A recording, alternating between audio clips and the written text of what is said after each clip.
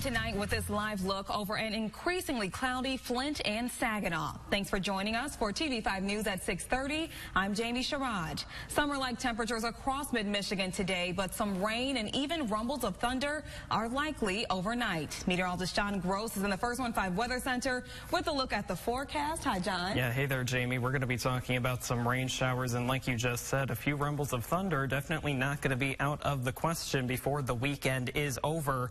We're continuing to track those rain showers moving in over Lake Michigan. So let's get you over to the First 1-5 pinpoint Doppler radar. We're seeing some of those scattered showers continuing to dot the region.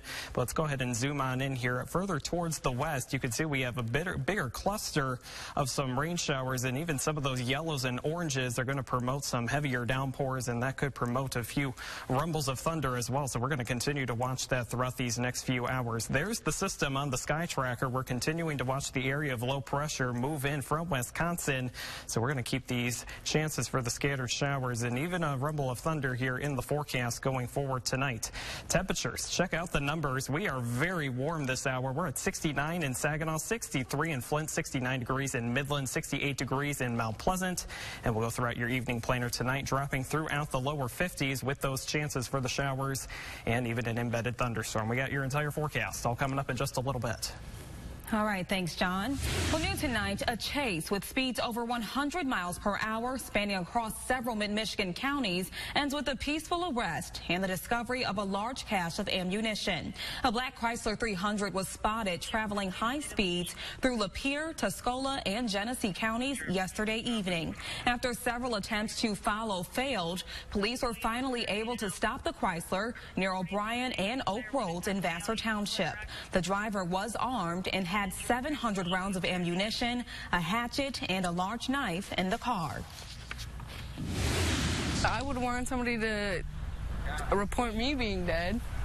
Like, he has family somewhere else, too, that need to know that he ain't here no more.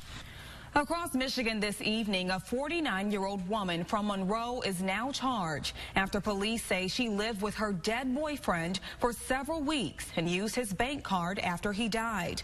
Officers made the discovery Wednesday after family members hadn't heard from the man. We believe he's been deceased in that apartment for about a month. She wanted to continue to stay in the apartment.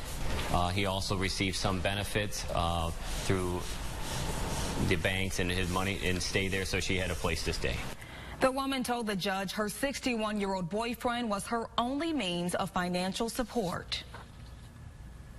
Well, fishing season is underway across the state, and that means it's time to renew your license if you haven't already. The DNR says all 2019 fishing licenses are good for all species and valid through March 31st of next year.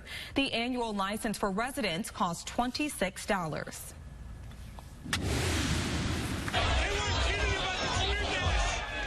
Well, East Lansing is known for its rowdy celebrations after big Michigan State games, but things got a little out of hand in Texas last night. Hundreds of fans hit the streets after Texas Tech beat the Spartans to advance to the final game.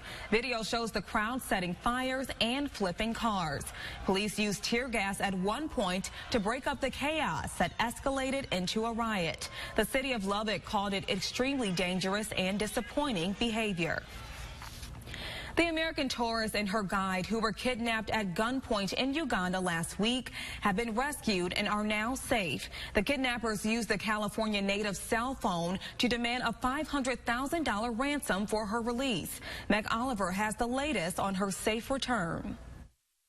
This photo shows Kimberly Sue Endicott moments after she was rescued from the Congo. Security forces found the American tourist and her driver on Sunday, 5 days after they were kidnapped on safari in a national park in Uganda. They were located across the border in the Democratic Republic of Congo. CBS News has learned the tour group Wild Frontiers paid an undisclosed amount to secure Endicott's release, and that it was significantly lower than the initial $500,000 ransom her captors demanded.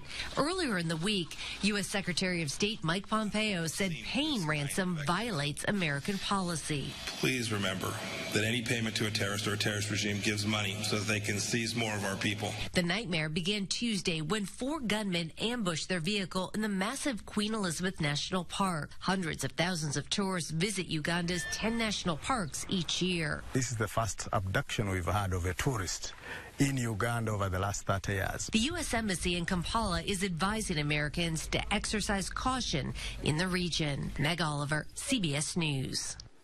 Well, Ugandan officials say after the ordeal, Endicott returned to the park to stay in a lodge. More local news tonight. Hundreds laced up their skates to roll for the rescues in Midland this afternoon. The skate-a-thon at Roll Arena aimed to raise money for the Humane Societies of Bay and Midland counties. TV5's April Morton shows us how. And that's why 11-year-old Nevaeh Wade, along with a friend, laced up their skates and came out to Rolling for the Rescues at Captain Dave's in Midland. This is the first year for the event put on by the Bay and Midland Counties Humane Society, who says a collaborative effort is important when fundraising. And all the money collected is going to be split 50-50 between Bay and Midland. We have prizes that are going to the top pledge getters. The Humane Society says that some of these lucky skaters are going home with some pretty cool prizes. We have an overnight stay at the DoubleTree. We have cookies from Heidi's Darn Good Cookies. We have a stay at the, is it Holiday? Holiday Pet Resort. The skate-a-thon is no doubt a fun time, but the Humane Society wants to remind people of the importance of animal adoption. Circumstance, a divorce, a lost job, they have to move. I mean, it's not always something that the animal did wrong, so they are good animals just waiting for home. The Humane Society says animals are available for immediate adoption. As for Nevaeh, she hopes the animals are placed with owners that won't hurt them or anything like that. In Midland, April Morton, WNEM TV5. Well, new research suggests parents of screenagers can cut themselves some slack. Still ahead, why all that time spent in front of screens may not be as damaging as once thought. Some noticeable changes are coming to McDonald's menu. Coming up, what's prompting the sudden move. And don't forget to like us on Facebook and follow us on Instagram for breaking news and weather any hour of the day.